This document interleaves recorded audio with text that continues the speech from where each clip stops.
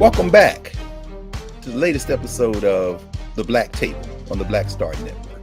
I'm your host, Greg Carr, and every week we take deeper dives into topics and subjects of particular importance to Black communities, global Black communities, in fact. And today, there's no more appropriate way to label the conversation we're about to have today than a global conversation about Blackness, about modernity, about the birth of the modern world. And the brother that we have invited, who has graciously accepted our invitation to come to the Black Table, is none other than Howard French. Professor French has been a professor at Columbia University Graduate School of Journalism since 2008. He began his teaching career at the University of Abidjan in Cote d'Ivoire in the early 1980s. And many of you probably know his work as a journalist. Had a long career as a journalist, writing about Africa for the Washington Post, Africa News, The Economist, other publications. I came in contact with his work, when he was writing for the New York Times. He was a foreign correspondent and senior writer. He's reported from all over the world: Central America, the Caribbean, Africa, West and Central Africa, China, Japan. He's been twice nominated for the Pulitzer Prize. And of his several books, that certainly have impacted me and a number of folks a lot of students I've had over the years. Everything Under the Heavens: How the Past Helps Shape China's Push for Global Power. Africa, China's Second Continent. It is his latest book we are here today to discuss. And this book, this remarkable book, Born in Blackness. Y'all see it there? Africa, Africans, and the Making of the Modern World, 1471 to the Second World War. One man, I don't know how he did it, but we are going to find out together, is literally reinterpreting the history of the modern world over the last half millennia. So without any further ado, we're going to invite to the Black Table our brother, Professor Howard French. Welcome, Brother Howard. How are you, man? It's beautiful to be with you, Greg. That was a lovely introduction too, by the way. Hey, man, that's the absolute least we can do. When you work this hard, we have to honor that and elevate that. And so we're deeply grateful. We're deeply grateful. We want to jump right into it. This book, which with notes goes to 500 pages, and it is a beautiful book, beautifully written, beautifully crafted, and beautiful looking too. We talked about that a little bit before. I want to start at the end, in the afterword. As you talk about your family, you talk about your roots, you talk about your wife's roots in West Africa, Ghana, you talk about your family roots in Virginia. But there's something you say here that's going to, I think, allow us to ask you the question of how you conceived this book and what you hope to do with this book. You end the very last paragraph of the book. You say, as much as anything else, the story of my ancestors put me on the path to study the broader history of the Atlantic world contained within these covers, ending the invisibility of Africa in the construction of what we all know and experience as the modern lies at the heart of that struggle. Tell us, brother, this thing captured your imagination. You spent years on it. What are you trying to accomplish with this book? Well, to begin with, the book starts in my childhood, if you wish. I grew up in Washington, D.C. for the first half of my youth, but my ancestral roots on my mother's side of the family are in Virginia, in central Virginia. And the story as we know it dates to the period of Thomas Jefferson, where a political ally of Jefferson, later the governor of Virginia, a man named James Barber, fathered a child with a woman he owned. And that woman is my ancestor, my grandmother's grandmother. And I tell her story in this book. We have the bill of sale for that person. We have a photograph. You know that. You write about that. You said, no, this is not speculation, huh, Howard? That's right. We retrieved it from a Virginia courthouse. We have a photograph of the daughter that she gave birth to as a result of that coupling with her master. And so this has been part of my family's education or my family education and conversation since childhood. We spent summers as I was growing up on that land, leaving the city to come to the Virginia heartland and return to our roots in that sense. And then, you mentioned my wife, and this is the other big part of the story. I married a woman whose family is from Ghana, and specifically from a part of Ghana in the west of that country that has played an incredibly important but unrecognized role in the birth of modernity. Unrecognized is too weak, cut out of the story of the birth of modernity.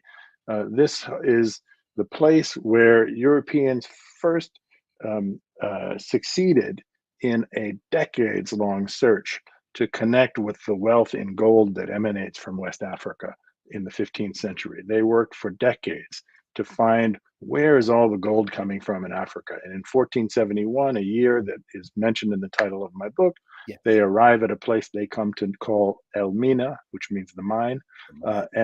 And that's just a few miles from where my wife is from. And so in that sense, this has also been a family conversation for me from a very early age. And I've been married a long time now, and so I've been ruminating about all of these things. And I've also been, as you alluded to, in terms of my career, traveling a lot. I've worked all over the Atlantic Basin. I'm from the United States, of course, the American South in specific. I've worked in the Caribbean, Central America, Northern South America, meaning Colombia, Venezuela, etc., West and Central Africa, and I have never lived in Europe, but I speak European languages, several of them. And we all are steeped in European history, whether we like it or not. This is part of the standard way we are brought up, right? And so this was the stew out of which came this book, trying to make sense of where we, not just me, there is a bit of biography here. It's a small piece, it's a small note or set of notes in the book, but where we all came from. And that means the white people too.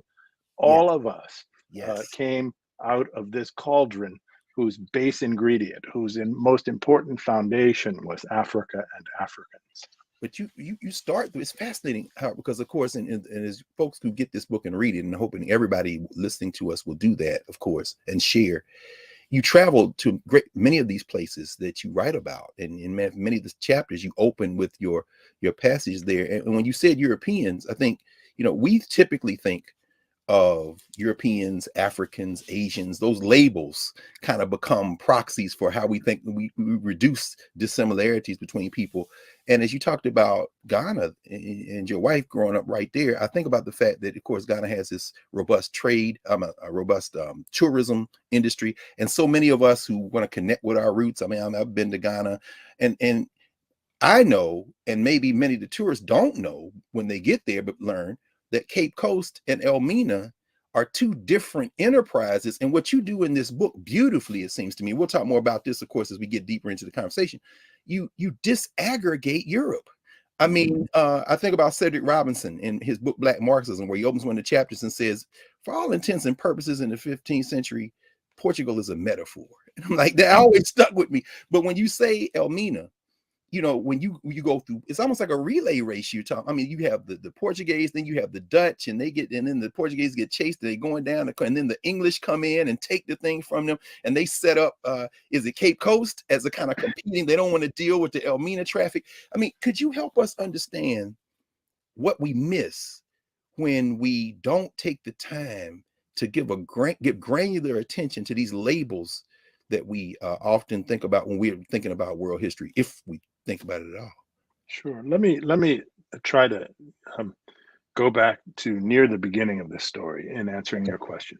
Okay. And I'm going to pick up on the Cedric Robinson quote that you use. Portugal was literally nowhere in Europe in the 14th century.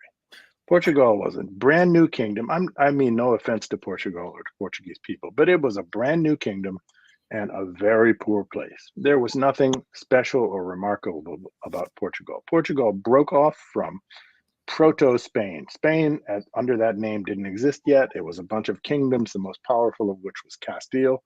Portugal breaks off, and Spain wants to recapture it. And Portugal is desperate for some kind of economic means to get onto its feet and be able to resist Spain. But because Portugal has no face onto the Mediterranean Sea, which is the traditional sort of highway of trade for Southern Europe, right, toward the east, Portugal says, we need to find another source of commerce. And Portugal becomes obsessed in a way that is totally cut out of the story of the birth of modernity with Africa. The normal story we are told is that the Europeans were hell-bent on finding a maritime route to Asia. And if Africa is mentioned at all, and it usually isn't, but whenever it does come up in these sort of standard accounts of the birth of the modern world, Africa is presented as a mere obstacle. It's inert. It's historically unimportant. Africa needs to be circumnavigated. In fact, the Portuguese, knowing about the story of Mansa Musa and of the incredible amount of wealth known to exist in the heart of the Sahel region of West Africa, the Portuguese sort of fixate on the idea of connecting with West Africa as what I like to call their moonshot. This is their long odds bid to get onto their feet so that they can resist Spain and become strong. And Right. so in the early 1400s, they set out down the coast of West Africa. They're not looking for Asia. They're looking for West Africa. Huh. And they have to overcome their superstitions and their technological limitations. And by 1471, they arrive in the place they call Elmina. And lo and behold, even poor people in Elmina are wearing gold. And so they figure out, oh, this is where the gold is, right?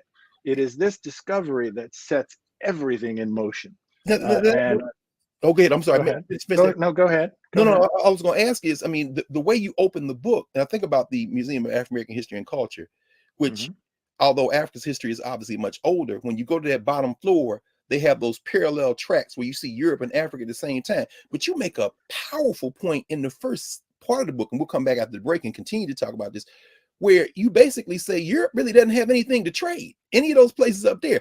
Asia is on the move. You make this whole connection between China, and there's a moment in time where you say if the Chinese had continued doing what they're doing, they're bringing giraffes back to China from East Africa, you know. But you talk about how they begin to venture out. You talk about Prince Henry. You talk about, and you make a distinction between that. Is it the Aviz dynasty and the Ming dynasty? It's like the choices that become the choices we now attribute to Europe and this European miracle are really informed by the places they can't go, the things they can't produce to trade with, and their obsession with getting things that they don't have anything of. When you say people are just wearing gold, I mean, and you bring Mansa Musa in very early as symbolic of that. He's even on a map. In fact, there's a Museum of African Art has an exhibition right now with a reproduction of the map, which of course you put on the cover of the book. I mean, that's right. Do we have to rethink even what we think about in terms we think about this European genius? And I mean, as you're narrating this, it's just all that comes to mind. We absolutely do. So the Portuguese arrive in Elmina in 1471. Elmina is in the modern state of Ghana, right? They know there's an incredible amount of gold there, but the Portuguese don't have a rich material culture of their own. All they have to trade is cork, dried fish, and salt. And so the Ghanaians, as we shall call them in this conversation for simplicity's sake, say, sure, we'd be willing to trade with you, but the stuff you have is of no use to us. And so the Portuguese go back to Europe with some other goods that they had acquired along in other parts of the West African coast, pepper and spices and things like that. And they establish for the first time trade circuits within Europe that are totally left out of the story of modernity. The Portuguese go trading these goods to Germany and to the Low Countries in order to get goods from those places in Europe that the Africans will be interested in. And then they come back, the long sea voyage back to Elmina, and they establish this trade in gold with Elmina. And Elmina then, this commerce in gold, in which Christopher Columbus participated 2 decades before he ever sailed across the Atlantic. Man and boy, I sailed the Guinea coast, as he wrote. That's right.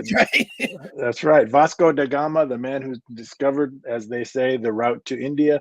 All of these famous voyagers, they are working for the Portuguese in this era to pilot ships in the trade with Ghana. And this trade is so important that a number of very important, sort of historically speaking, central things begin to happen. First of all, Portugal, poor and weak, gets 25-30% of its crown revenue in that first decade solely from trade with Elmina. This is how Portugal is established as a secure and prosperous nation. It starts in Ghana, the gold in Ghana. Spain goes crazy with envy. Their whole project had been to reabsorb Portugal.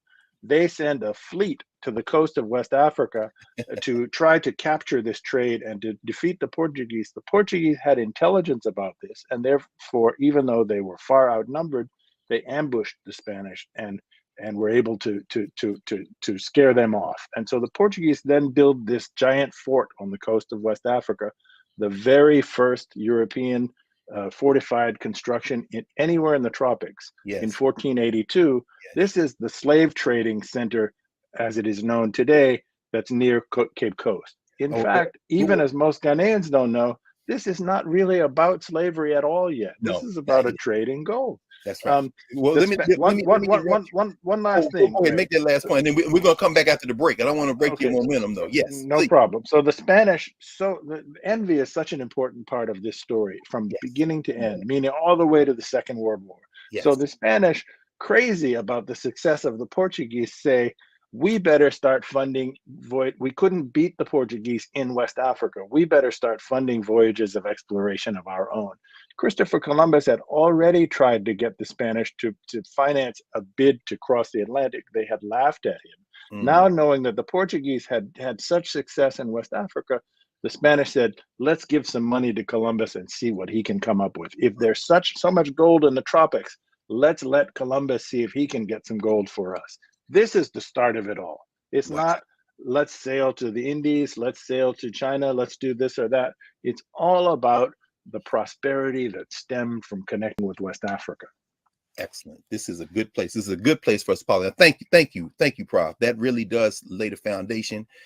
We are going to take a break, and when we come back, we are going to continue with Howard French, his book "Born in Blackness." What we've just heard is basically covers much of the first part of a 5-part book, a book of nearly 500 pages, which lays this out in great detail. So, back in a moment at the Black Table.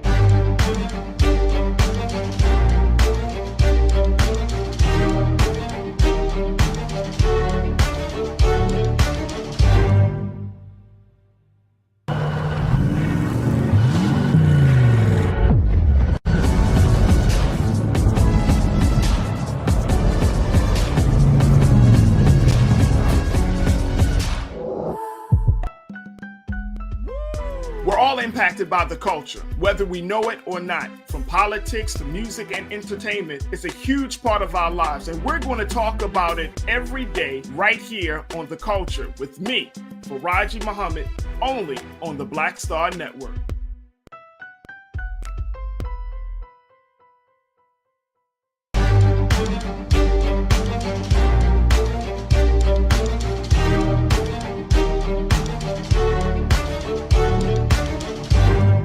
We're back. The Black Table.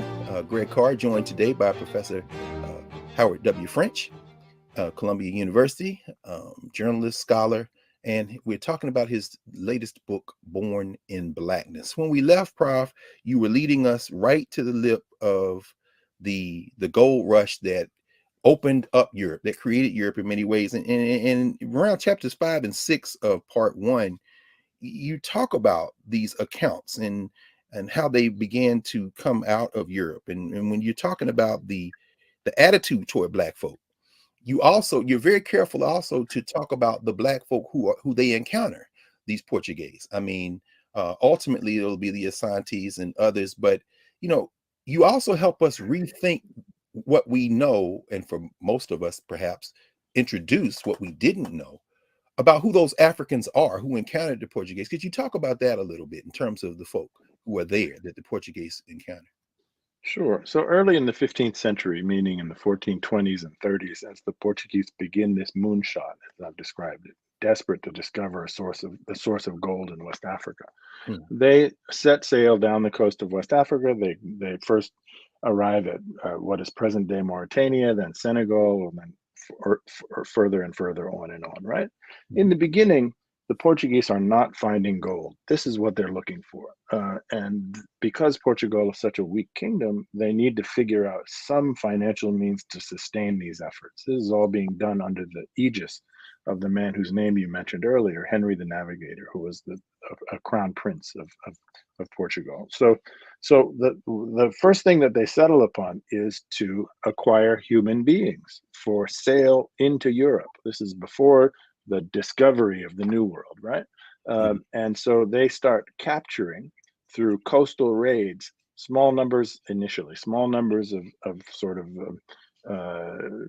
isolated people who they surprise wandering along the near coast, right? In ambushes, and the Portuguese discover in taking these people back to Europe, specifically to Lisbon and to Seville in Spain, they could sell human beings for a huge profit. My God. And this is because Portugal and that part of Europe are just emerging from the Black Death, the period of the plague in which more than a third of the population had died. And so manpower is in desperately short supply. And so they're capturing these poor individuals, and they're focusing on areas of the coast that are not heavily defended. And that's because European technology was not, in fact, much superior, if at all superior, to West African technology. The one thing the Europeans had that the West Africans did not have is tall-masted sea vessels. Otherwise, the military means of the Europeans and the West Africans was in rough parity. And so they're looking for places that are undefended, where there are not strong kingdoms, to capture people. Eventually, add to folks who are listening, you do make the point, however, that it wasn't that there wasn't an African capacity to even develop maritime technology. You do linger for a moment on the myth, maybe some people have talked about, or perhaps myth, you say, well, we don't know, about the expeditions in Mali that they tried to do some ship, and perhaps they took gold and tried to get into the ocean, into the Atlantic Ocean. Oh, I believe firmly in that in the early 1300s, and so this is almost 200 years before Columbus, West Africans in the Kingdom of Mali had a vision of the world being round, and out of geopolitical strategy, they conceived of a bid to cross the ocean to discover what lands lay on the far side of what we call the Atlantic, in order to establish a trade in their gold. They were the gold superpower, and they were trying to cut out the middlemen of North Africa, who were taking a big cut of their profit in trade in gold with Europe, and say, let's discover some other lands. We've figured out the world is round. Let's cross the ocean. They did not have tall-masted ships, but they had sophisticated understandings of the ocean and of its currents and things like that. Okay. I don't think we have any evidence that necessarily that they arrived in the Americas, nor that they didn't arrive in the Americas. It's simply an unknown. But the idea of this conception of theirs, and of two bids, in fact, to try to cross the ocean, is pretty well established. We have very good reason to believe in this. That's interesting. The Guyanese scholars, we both know, Ivan Van Sertima, in his book, They Came Before Columbus, kind of takes that conjecture and tries to extend it. And of course, I guess it's kind of interesting because, as you were talking before we came on, your previous publisher, Random House, actually published that book, and the acquisitions editor was Toni Morrison, who you start with a quote at the beginning. It's just there you go. But I didn't mean to interrupt you. In chapters 9 and 10, man, that chapter, Wealth and Peoples and Things, because we often hear this, Black people sold, Black people into slavery, but you do an excellent job of helping us understand that if you're West African, for example, I think you use the Akan, for example, then you go to Benin.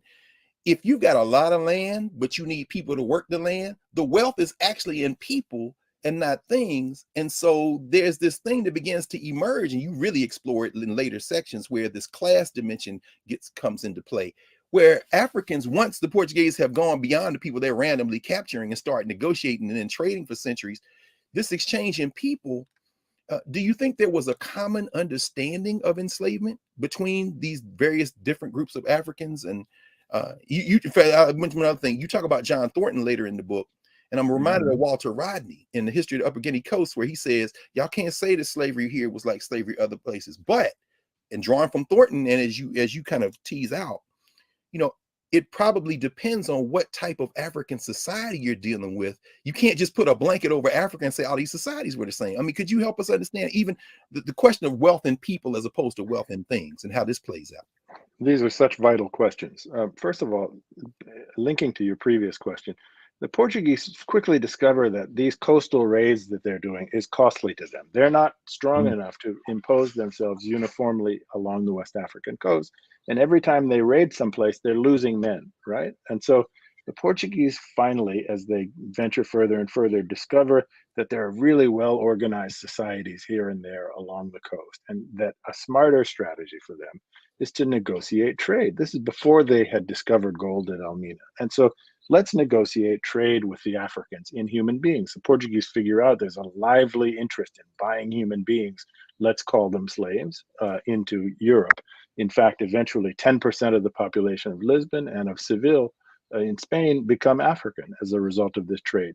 The question is often asked to me, much as you did, Well, so doesn't this mean that Africans are equally culpable for the slave trade, or that white people have nothing to be ashamed of, or that this was nothing unusual, or why are you laying a guilt trip on us about this thing? There's just all this peremptory questioning about the basis of the slave trade. Africans, a few things need to be said. First of all, before the establishment of truly extensive links between Europe and Africa, Africans didn't think of themselves as African. It's a hard thing for us to wrap our minds around, right? If everybody is Black that you will ever encounter in your life, Blackness is not a feature. Blackness is just Blackness. That's just what human beings. You make that point with the ruler of Dahomey. It's like, look, all these people look the same. All we're doing is defending ourselves. I mean, it's fascinating to when you bring that point up, man. Well, I'm sorry. So Blackness, like whiteness, emerges from this clash of cultures and these encounters over time. Second thing that needs to be said is, worth in people as opposed to in money, right? This basis of African trade. So the Africans, even hundreds of years after the first sale of slaves by Africans to Europeans, Africans have no conception of what use Europeans are making of enslaved people.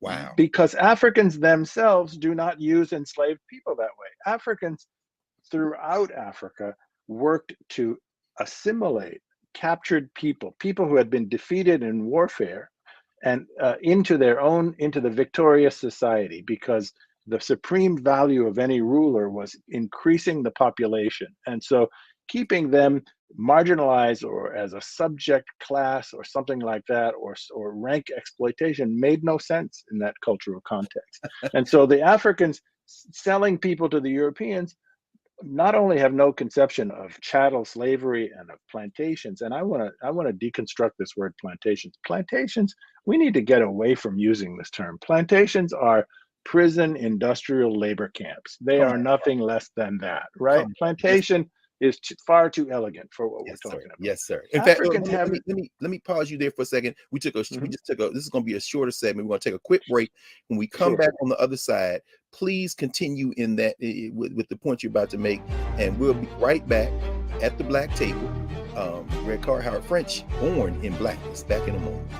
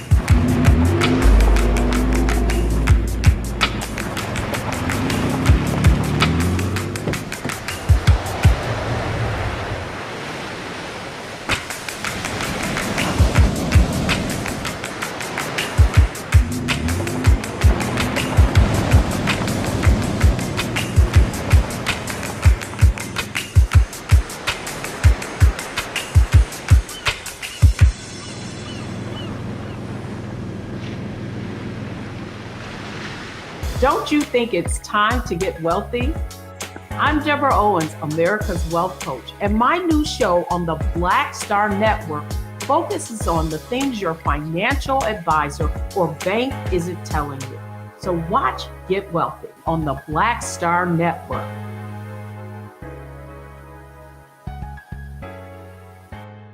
Folks, Black Star Network is here.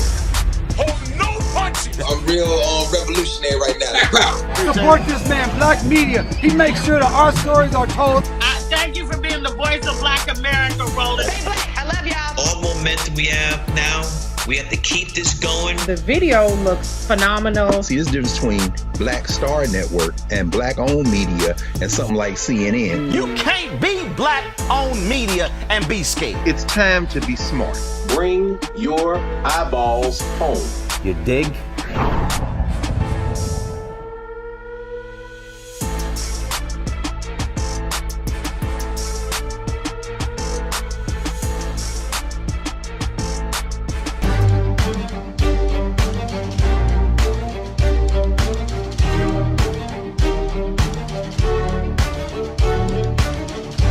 Welcome back to the Black Table. I'm Greg Carr here on the Black Star Network, and we are in the middle of one of, if not the most important conversation Black folk need to have when it comes to historical memory, the birth of modernity in Africa's place, with Professor Howard French. Prof, when we left, you were just leading up to the creation of these prison industrial death camps, these labor camps, these plantations. And again, you all have to get this book. It's almost 500 pages. How do African people get pulled into this huge complex? And I'm thinking now about near the end of part 2, we talk about the end of the world and pathways and becoming Creole. You make this point on brassage and creolization and how Blacks become, I think the phrase you use is the unabsorbed catalyst of this. I mean, could you talk? I mean, are we at the moment now where this thing just begins to explode exponentially in terms of these European countries that are going to use Africa as a piggyback ride into modernity? Or Sure. So as Europe begins to subtract people from Africa and to put them to work in these new institutions that they established in the New World, which I'm calling prison industrial labor camps, Europe begins to obtain wealth on a scale that's never been seen before in human history. This is the most, I argue, the most important economic advance in the modern age prior to the Industrial Revolution.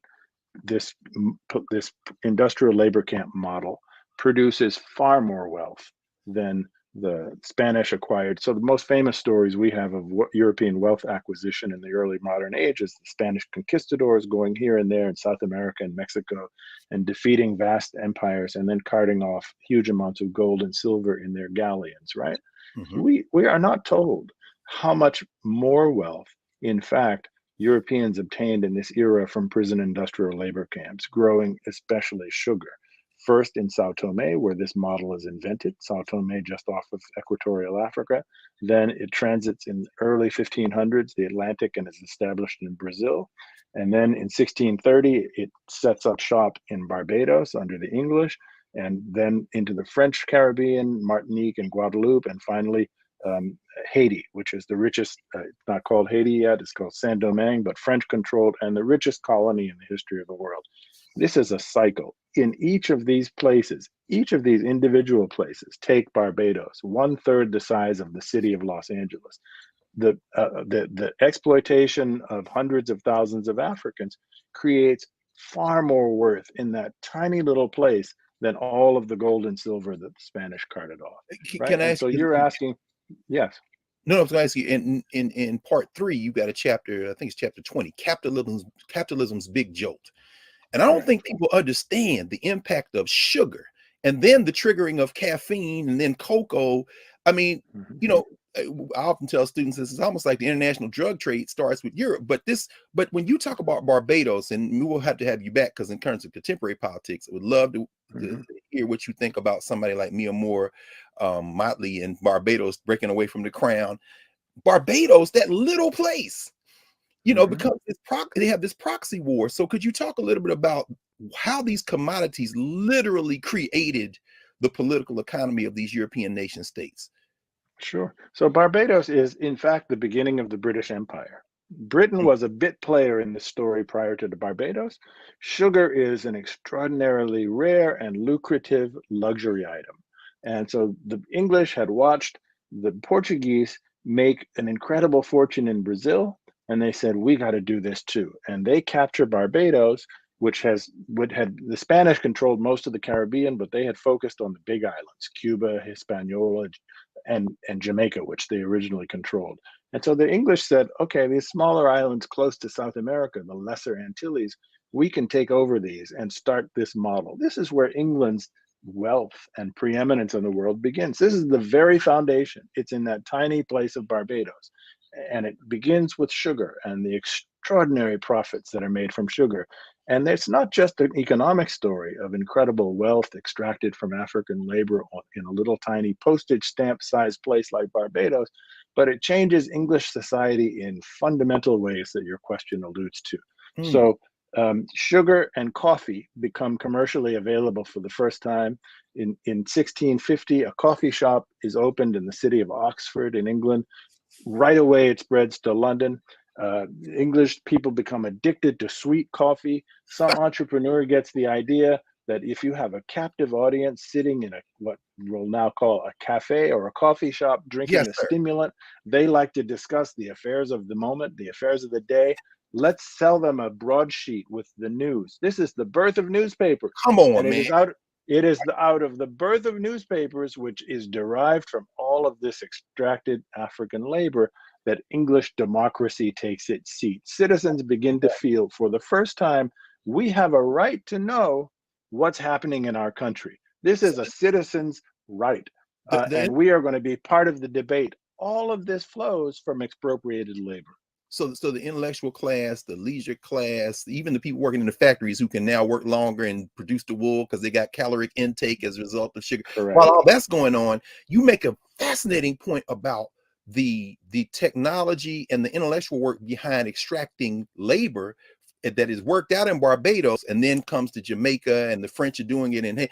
And as I was reading, and I'm thinking, you really have laid the foundation for how we should even reimagine how we think about labor in a modern capitalist society. They're working the hell out of these people, and ultimately dehumanizing labor becomes a foundation in modern capitalism. But that stuff's worked out in the plantations too. Well, the like you said, the prison industrial camps as well, isn't it? Yes, and that's why I insist on that term, because this is a new form of labor organization. First of all, chattel is new. In other words, the reduction of human beings on the basis of race to the state of bestiality, that's new. And then secondly, the division of labor, the tight, nearly militarized supervision of workers, the extraction of productivity through corporal punishment, the specialization of Africans who are broken down into teams and held accountable for their production and punished if they fall short in their productivity, and trained in specialized tasks. All of these things, which we think of, most of which we think of as part of industrialization, all take place in these prison industrial labor camps. And so we typically think that's what we learned. Right. We think industrialization starts in England with textile factories, and this is a matter of ingenuity, right? This is Europeans. They come up with a bright idea. Aren't they clever, right? This actually happens in the skin of Black people. 150 years before there's anything happening with textiles in England. So let me ask you, man, this is fascinating. The English, as you say, they're not even players in this. Now I remember as a child, forget the ambush the Portuguese have on the Spanish. The only thing we learned about the Spanish, if we learned anything, was the Spanish Armada and their defeat by the English, because England is narrating this thing as their great breakout. But you make a point, you sustain an argument that the Dutch, actually the Netherlands, had the plan for this global thing. They couldn't bring it off, and it's almost like the English pick up their notes and execute the plan that the Dutch had. How did the Dutch play in this? Well, so the Dutch have always been a small maritime nation, no natural resources, fragile land subject to flooding. And so they've always been outward looking, right? And the Dutch were, in the early modern era, they were the subjects of the Spanish. And the Spanish were Catholic, of course. The Dutch were predominantly Protestant. And the Spanish were taxing the Dutch heavily. And so this is kind of the American story well before America was born, right? Taxation with no representation. There's a religious dimension. The Dutch got fed up and said, we're going to do our own thing. We're going to break away from you. But because the Dutch were such important elements in the Spanish commercial world, the Spanish fought back and tried to retain them. And so the Spanish, knowing how much money, the Dutch, knowing how much money the Spanish were deriving from Portugal, because in 1580, Spain and Portugal merged. The Dutch didn't attack Spain, they attacked Portugal. And they went to Brazil and they stripped off Portugal's sugar colonies in Brazil. They knew this was the secret of Spanish wealth. And so the Dutch then say, okay, let's run with this. We've got Bahia, we've got Pernambuco. Let's establish some colonies in North America, namely in New York, because these places in wherever sugar grows, the land is so valuable from the productivity of enslaved people, it doesn't make sense to farm anything else. It doesn't make sense to produce anything else. And so New York is made as a supply colony for the rest of the Dutch sugar world, right? And that's why they have New Amsterdam before New York. Yes, that's New Amsterdam, right? So the Dutch have this integrated idea of what empire should look like. And this is what the English The English see the Dutch success and say, we can beat the Dutch. We're bigger than them. We're also a maritime player.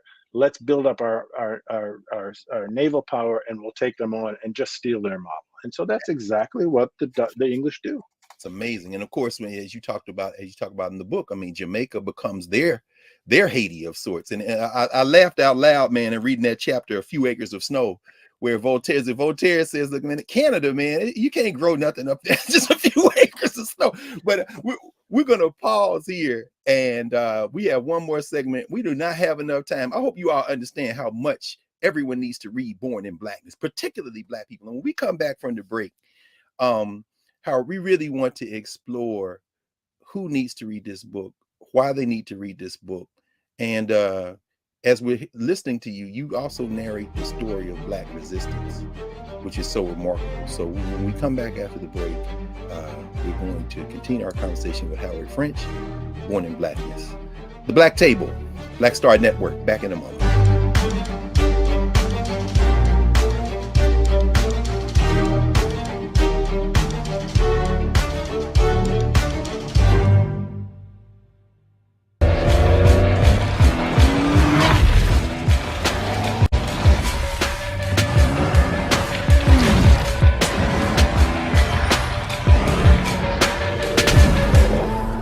It's time to be smart. Roland Martin's doing this every day. Oh, no punches! Thank you, Roland Martin, for always giving voice to the issues. Look for Roland Martin in the whirlwind, to quote Marcus Garvey again. The video looks phenomenal, so I'm really excited to see it on my big screen. Support this man, Black Media. He makes sure that our stories are told. See, this difference between Black Star Network and Black-owned media and something like CNN. I got to defer to the brilliance of Dr. Carr and to the brilliance of the Black Star Network. I am rolling with Roland all the way. Honored to be on a show that you own. A Black man owns the show. Folks, Black Star Network is here. I'm real revolutionary right now. Roland was amazing on that. Stay Black. I love y'all. I can't commend you enough about this platform that you've created for us to be able to share who we are, what we're doing in the world, and the impact that we're having. Let's be smart. Bring your eyeballs home. You can't be Black-owned media and be scared. You dig?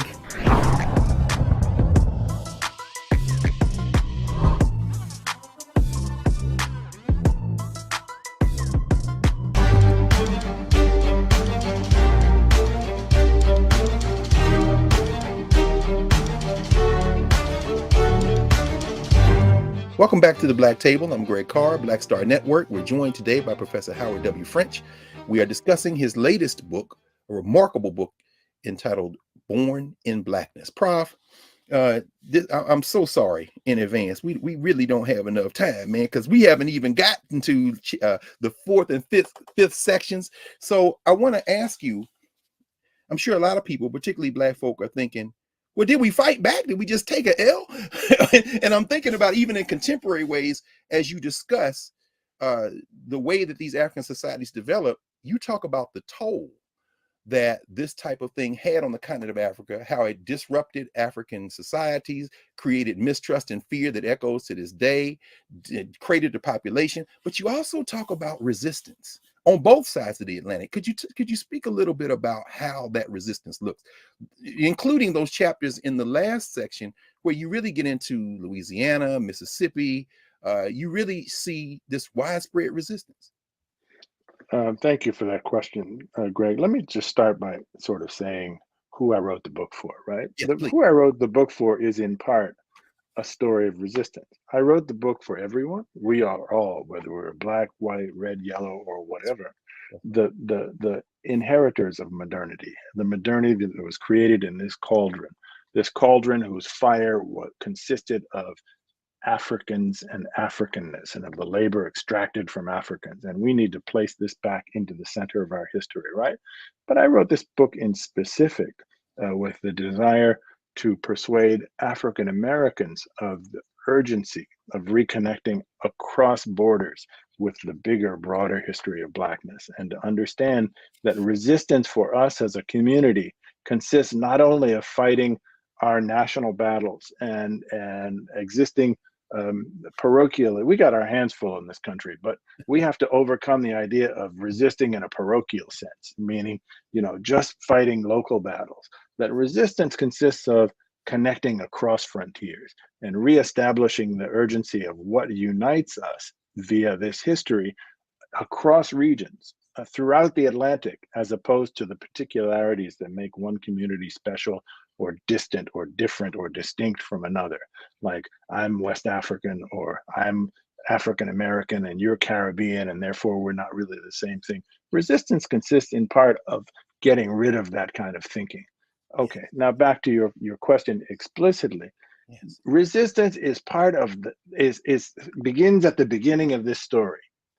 So in Sao Tome, where the slave and the prison industrial labor complex is invented in the early 1500s, there are uprisings. There was a ship mutiny in some of the first ships brought from mainland Africa to that island by the Portuguese. Ships rose up. Enslaved people rose up and killed the Portuguese crew. They didn't know how to sail the boat, but they were close enough to the shore that enough of them survived to swim ashore and establish a community in the forest in the southern part of that island, which thrived for almost 100 years before the Portuguese learned of them. And they connected with the enslaved populations on the island and nearly overthrew the Portuguese. So this is from the very beginning of enslavement. You mean and to tell me that, Sorry? No, I was going to say, you mean to tell me that even when we do learn about the Maroons, and as you write about the Maroons in English speaking, the Marronage, or as you talk about in the Quilombos in Brazil, you mean to tell me that those first communities were not in the West Atlantic, but literally off the coast of Africa? Just off the shore of Africa. Africans at every moment of enslavement resisted enslavement. Wow. And they still tell those stories. When I read the chapter, you said they still tell those stories there.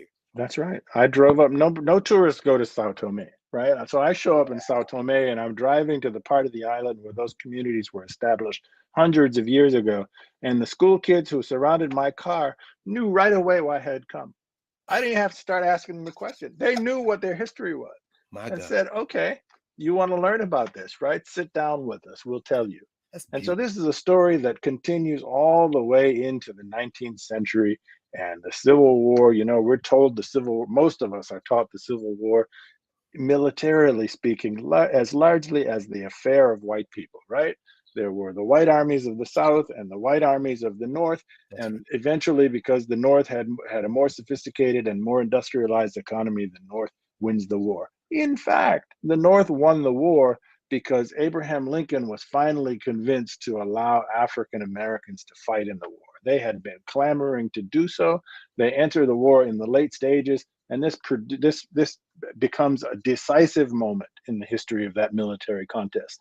And we're not taught that, right? And so this is another form of resistance. Resistance is there from the very beginning to the very end. And you, I love it. And of course, everybody, you just have to read this book because we've left everybody. When you quote Dessalines and you talk about Toussaint, and if Napoleon hadn't sold them out, maybe they could have worked something out. You just go through, and then Charles Desmond, and you talk about all these rebellions, and then you end.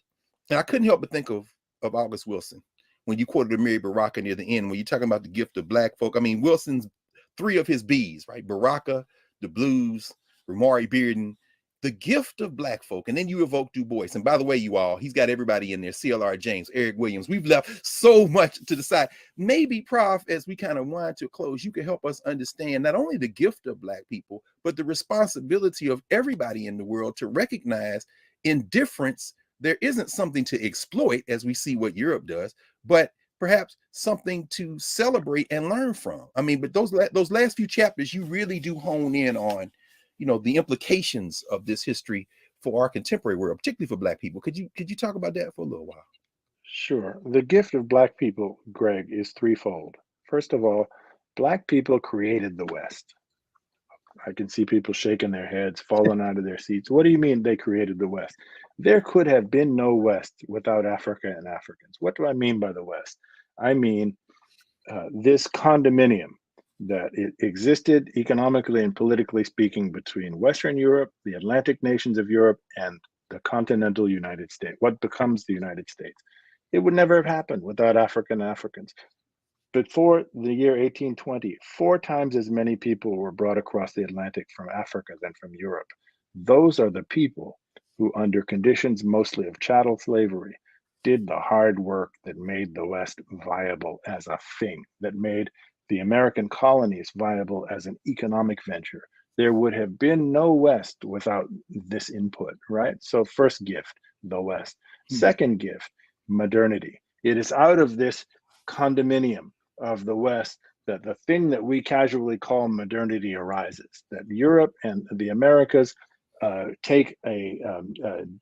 begin to ascend and separate themselves from previous parts of the world centers of economic wealth in the world, India and China and the Muslim world in the so-called Middle East and whatnot, right? This is where the wealth of the West derives from. Third thing, America. What is it that makes America America? This is a complicated question, but the most predominant piece of the answer to this question is the African-American content, the African-American input. It is what makes American speech special. It is what makes American music special. It is what makes American literature special. It is what makes American just the simple way we walk. I don't care what your race is. We can see this in your walk, right? And so this is what makes America a unique thing. Don't want to interrupt you, but I just want to chime in for folks who understand that this brother has traveled the globe, reported from all over the world. So when you say that, you're not just talking about something you've researched. This is a thing you've seen. There's an American walk around the world, and you say and lived. Wow, right, of course. Yes. I mean, of course, man, I can't. So anyway, I didn't mean to rip you. Please continue. Please continue. No, so just to recapitulate those things, these are big things, right? What is the gift of Black folk? The gift of Black folk is modernity, it's the West, and it is the American genius. All of these things come out of this encounter and this Black foundation. Right. And so put it back where it belongs, right in the center of our conversation. And we're right at it now. I mean, as these national borders seem to dissolve, at least some of them, and the world shrinks and we face common threats like global warming. I'm thinking about Prime Minister Mia Moore, as I said, at the UN, talking about this. And as these things happen, what can we learn from your work as it relates to African and African American, African Caribbean, African Latin American relations? I think about Ron Walters, the political scientist, our good friend and brother, late Ron Walters, who talks about these relationships and how they have to be strengthened. You talk about the roots of Pan-Africanism in the resistance. I mean, what, and even in West Africa, when you talk about Nzinga and trying to create some types of formations where she can bring people together, and she's not alone, of course, in this. What are some of the lessons we can learn? So this has been this thing you've called Pan-Africanism is a struggle that has waxed and waned across the ages. The first instance of it, in my view, is on Sao Tome with the revolt that I described. Oh, wow. Okay, where people straight from Africa, meaning the swimmers off of that wrecked ship, combine with other enslaved people on plantations and plot to overthrow Portuguese rule. Those are people who speak different languages, brought from different parts of Africa, and they have identified their common fate of exploitation and said, we're not going to put up with this, right? What we need to learn is that as this thing has waxed and waned, we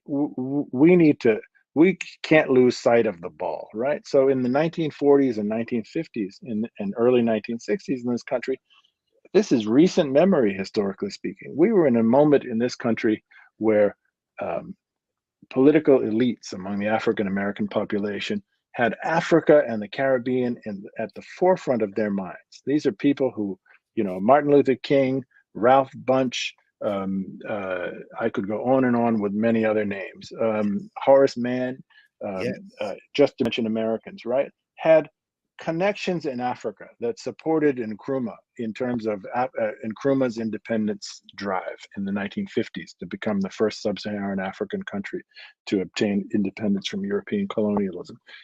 Nkrumah becomes independent. People of West African descent in Britain and people in the West Indies begin to describe themselves, symbolically speaking, to adopt the identity as we are all Ghanaians because we partake in the joy of the triumph of the Ghanaian drive for independence and for self-sustenance, right? Yes. This is the kind of spirit that we need to nourish among ourselves in order to assist each other across these divides and to take strength from each other's successes and to learn from each other's struggles and our failures and to plot our way forward more successfully. This is the Pan-African thing that I have said has waxed and waned. And comparatively speaking, when you think about what happened in the 50s and 60s, we're at a relatively low moment right now. That's Peoples true. are pretty much inwardly turned. Absolutely. What many of our listeners in this particular conversation need to understand right now is this. It's an important thing, right? 10% of the people who are permanent residents or citizens of this country who identify as Black were born in Africa.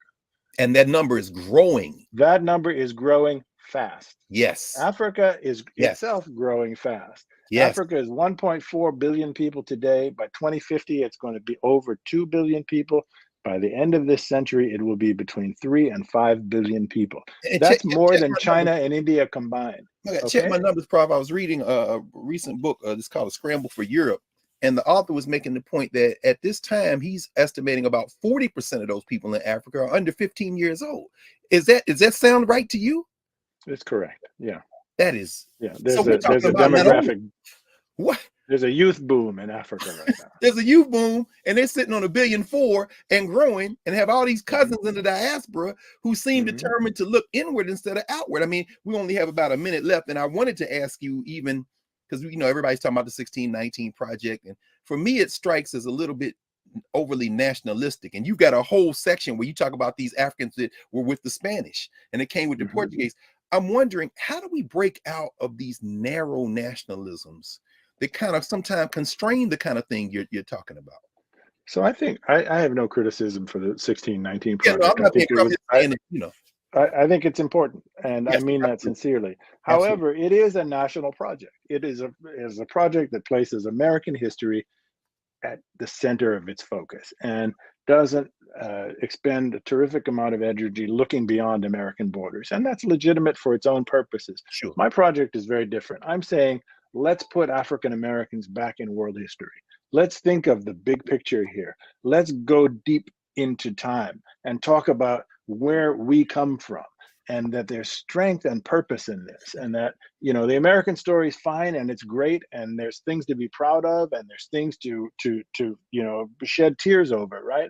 But it's a small part of a much bigger story, and that much bigger story has a lot to teach us. Professor Howard W. French, when you said that, man, who I thought of immediately was Carter G. Woodson, who said the same thing. He said, this isn't Negro history, it's the Negro in history. And you've given us, you've given us with this book, the latest. As I was reading it, I was thinking about journalists like Lerone Bennett with Before the Mayflower, folk who are writing to general audiences like There's a River, Vincent Harding, and those who have written many academic books and textbooks which make many of these points. But you, not only as a scholar, but as a journalist, crafted a way to bring all those stories together, add your perspective, and put it in a place where, and as I told you in other contexts, some school children, there's a family where they were reading the book to their children, and the child said, I want to ask Professor French a question. So, I mean, that's the reader accessibility to this book. And we want to thank you for this work, brother. It's a real gift. And we intend to honor you by reading it and thinking and acting on what you've laid out for us. So thank you for joining me. I'm honored by your spirit, Brother Carr, and by the intelligence of your questions, and by the sort of deep and open kind of commitment that you have to these topics. And I welcome the audience. Don't be intimidated by 500 pages. I've written it for you. It reads from start to finish. Well, we're people of the book, as you say, the point that they made when they deal with the Muslims. This is a book. I mean, the Bible is a lot longer than this, and so if you can carry it out, you can certainly get born in Blackness. So thank you, Professor French, Howard French, for joining us here at the Black Table, and we're looking very much forward to having you back soon so we can continue the conversation. It'd be my pleasure. Yes, sir. Yes, sir. Back in a moment.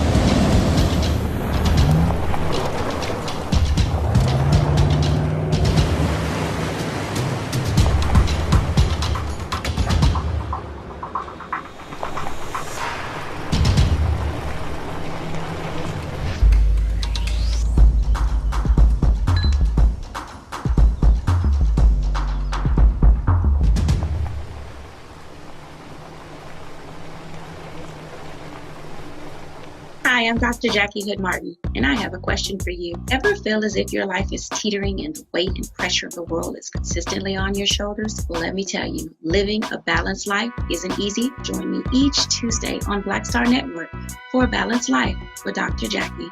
We'll laugh together, cry together, pull ourselves together, and cheer each other on. So join me for new shows each Tuesday on Black Star Network, A Balanced Life with Dr. Jackie.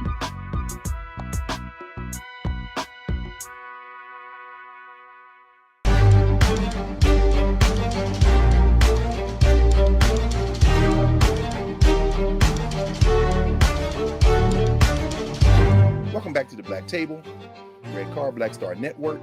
We have been joined for the hour by Professor Howard W. French, discussing his book, Born in Blackness. And so we'll end today with a quote from one of Professor French's friends and comrades and colleagues, a man who is now an ancestor, the great Haitian scholar, word warrior, culture keeper, Michel Rolfe-Trujillo. Trujillo wrote that history involves people in three distinct capacities. Number one, as occupants of structural positions or agents. Number two, as actors in constant interface with a context. And number three, as subjects, that is, as voices aware of their vocality. Peoples are the subjects of history the way workers are the subject of a strike. They define the very terms under which the situation can be described. Without knowing who we are in time and space, we often become people who are acted upon instead of people who act. And today we spent the hour with a brother who is urging us through his scholarship, through his practice, through his model, that as we become informed, we act to create the world we want to live in. So join us again next week for the next convening of the Black Table. Looking forward to that. And in the meantime, y'all stay safe.